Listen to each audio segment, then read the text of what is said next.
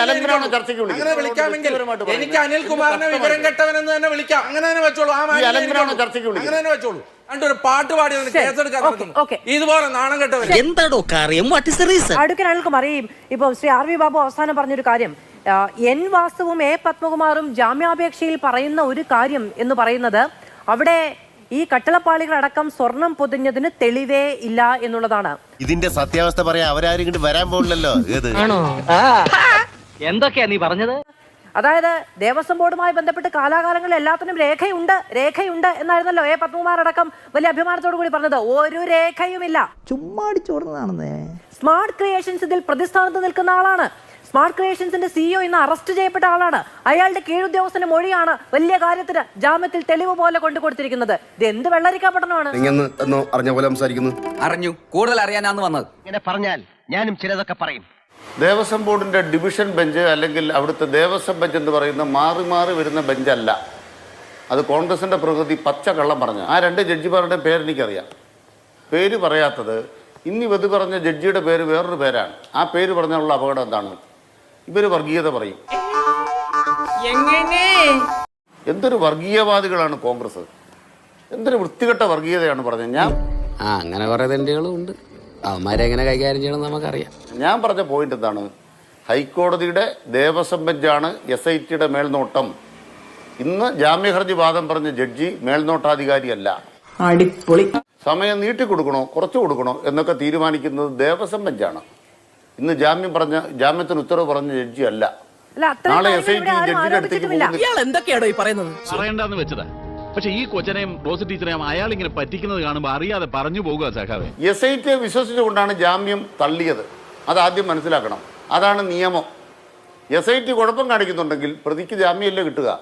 ജാമ്യം കൊടുക്കാതിരുന്ന SITക്കുള്ള പിന്തുണയാണ്. എന്തൊക്കെയാണ് വിളിച്ചിരുന്ന് പറയുന്നത്? അതിൽ പ്രശ്നമുണ്ട്. CPM നേതാവാണ്. തിരുത്താൻ അധികാരമില്ലാത്തതും കുറ്റപ്പെടുത്താൻ അധികാരമില്ലാത്തതുമായ കോടതിക്ക് SITയെ പിന്തുണയ്ക്കാൻ അധികാരമുണ്ടോ? ജാമ്യം പരിഗണിച്ച പോരെ? മണ്ടത്തരം പറയല്ലേന്ന് പറയുന്നില്ല, അതല്ലേ പറയൂ. അല്ലല്ല, SIT അല്ല പിന്തുണയ്ക്കുന്നത്.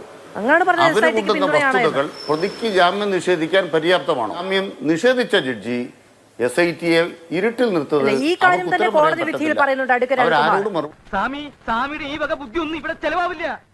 ബെയിൽ റൂളും ജയിൽ എക്സംഷനും ആയിരിക്കുമ്പോൾ തന്നെ ഞാൻ പറയട്ടെ സമയങ്ങളുണ്ട്. ഞാൻ പറഞ്ഞു കഴിയട്ടെ. ഭാരിച്ച ചോദ്യം ചോദിച്ച് എന്നെ വെറുതെ ബുദ്ധിമുട്ടിക്കണ്ട. പറയുന്ന അങ്ങോട്ട് കേട്ടാ മതി. എനിക്ക് സത്യം തെളിയിക്കണം. തന്റെ സത്യം തെളിയുമ്പോഴേക്ക് എന്റെ കള്ളം പൊളിയും. ഞാൻ പറയട്ടെ. ഞാൻ പറഞ്ഞു ചർച്ച.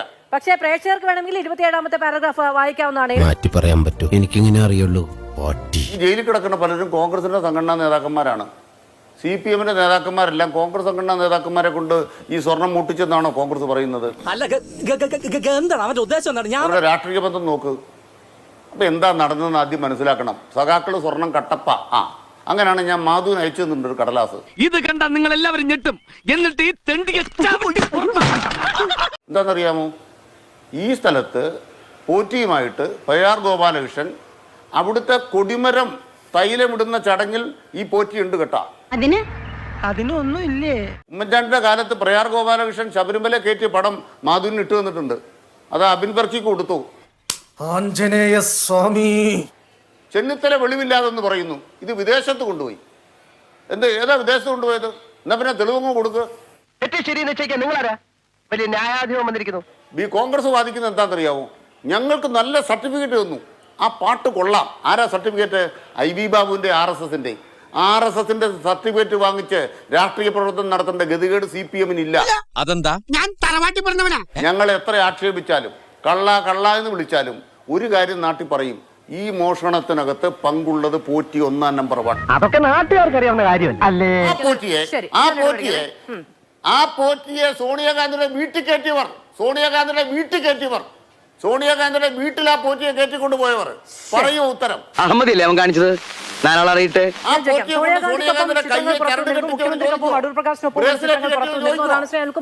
പറയുകയും ചെയ്തത്. അടുത്ത ഞാൻ ശ്രീ അനിൽകുമാറോട് ചോദിച്ച അതേ ചോദ്യം ചോദിക്കുകയാണ്. ജാമ്യം കിട്ടുക എന്ന കാര്യത്തിൽ കോംപ്രമൈസ് ചെയ്യുന്നുണ്ടോ? ഇങ്ങോട്ട് വന്നേ നീ. ദേവസ്വം എന്ന് പറഞ്ഞാൽ ദേവസ്വം മാറ്റർ ഒരു കോസ് ഓഫ് ലിസ്റ്റ് വരുമ്പോൾ ഹൈക്കോടതിയിൽ ആ ബെഞ്ചിൽ വരുന്ന കേസുകളാണ്. അത് പരിഗണിക്കാൻ വേണ്ടി വിവിധ ജഡ്ജിമാരുണ്ട്. അതിൽ ഒരു ജഡ്ജാണ് മാറിയിട്ടില്ല. രാഘവൻ ഒരു അല്ല, ജഡ്ജാണ്, എന്നെ ചീത്ത പറയണ്ട, അനിൽ കെ എന്നെ നരേന്ദ്രൻ ചീത്ത ഒരു പറയണ്ട. ജഡ്ജാണ്, മുരളീകൃഷ്ണൻ മറ്റൊരു ജഡ്ജാണ്. ഈ ശുദ്ധ വിവരക്കേട് പറയരുത്. അദ്ദേഹം അത് പറഞ്ഞു. ദേവസമിതി എന്ന് പറഞ്ഞാൽ പെർമനന്റ് ബെഞ്ചാണെന്ന് അഭിഭാഷകൻ പറഞ്ഞാൽ ഇയാളുടെ വിവരത്തിന് ഞാൻ എന്തോരം വില കൽപ്പിക്കണം. അപ്പൊ ആ കാര്യത്തിൽ ഒരു തീരുമാനമായല്ലോ എന്ന് പറഞ്ഞാൽ വ്യക്തിപരമായിട്ട് പറയുന്നത് ആക്ഷേപം പാടില്ല. നിങ്ങളോട് വിളിപ്പോടുവിനുണ്ണി കൃഷ്ണൻ, ഞാൻ തീറ്റ അങ്ങനെ ഇപ്പൊ വേണ്ട. താങ്കൾക്ക് രമേശ് ചെന്നിത്തലയെ വിവരം കെട്ടവനെന്ന് ഒന്ന് ഡിസ്റ്റർബ് ചെയ്യാതിരിക്കാൻ.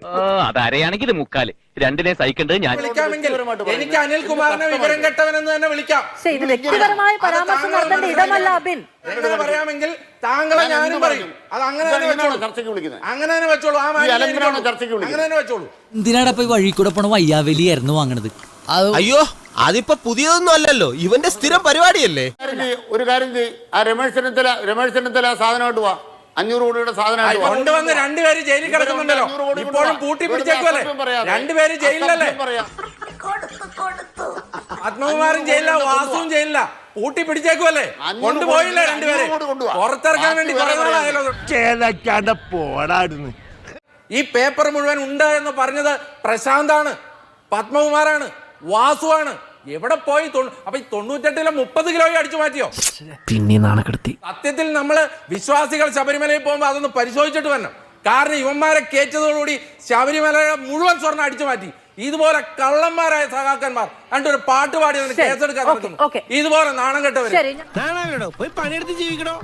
CPM-ന്റെ ആത്മവിശ്വാസം എന്താണെന്ന് അറിയാമോ?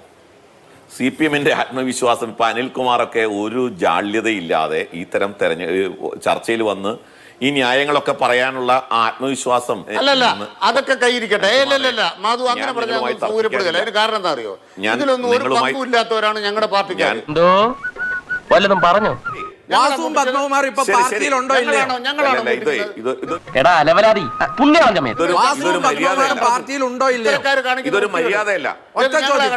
ഒറ്റ ചോദ്യം, വാസുവും പത്മകുമാറും പാർട്ടിയിലുണ്ടോ ഇല്ലയോ? ഞാൻ ചോദിച്ചതിന് മറുപടി കിട്ടിയില്ല. നേരത്തെ ഞാൻ വെറുതെ പറഞ്ഞാടാ, മൈൻഡ് ചെയ്യണ്ടെന്ന്. ഇടപെടടാ. ശ്രീ ആർ.വി. ബാബു അനുവദിച്ചു തരില്ല. നിങ്ങൾ രണ്ടുപേരും സംസാരിച്ചപ്പോൾ അദ്ദേഹം സംസാരിച്ചിട്ടില്ല. അദ്ദേഹത്തിന്റെ അവസരമാണ്, സംസാരിക്കാൻ അനുവദിക്കണം. ശ്രീ ആർ.വി. ബാബു തുടരൂ. SIT അതെല്ലാ കാര്യങ്ങളും കൃത്യമായി ചെയ്യുന്നു, ഹൈക്കോടതിയുടെ മോണിറ്ററിംഗിലാണ്. അപ്പൊ SIT വളരെ കൃത്യമാണല്ലോ. അതാണല്ലോ അനിൽകുമാറിന്റെ അടക്കം വാദം. ഞാൻ ഈ പറയുന്നത് അനിൽകുമാറിന് തർക്കമില്ലല്ലോ. അങ്ങനെയാണെങ്കിൽ അതേ SIT കുറ്റക്കാരനാണ് എന്ന് കണ്ടെത്തി അറസ്റ്റ് ചെയ്യപ്പെട്ടത് 2 സഖാക്കളാണ്. അവരോടുള്ള CPM-ന്റെ സമീപനം എന്താണ്? അവരെ CPM എന്ത് രാഷ്ട്രീയ നടപടിക്കാണ്, പാർട്ടി നടപടിക്കാണ് വിധേയമാക്കിയിട്ടുള്ളത്?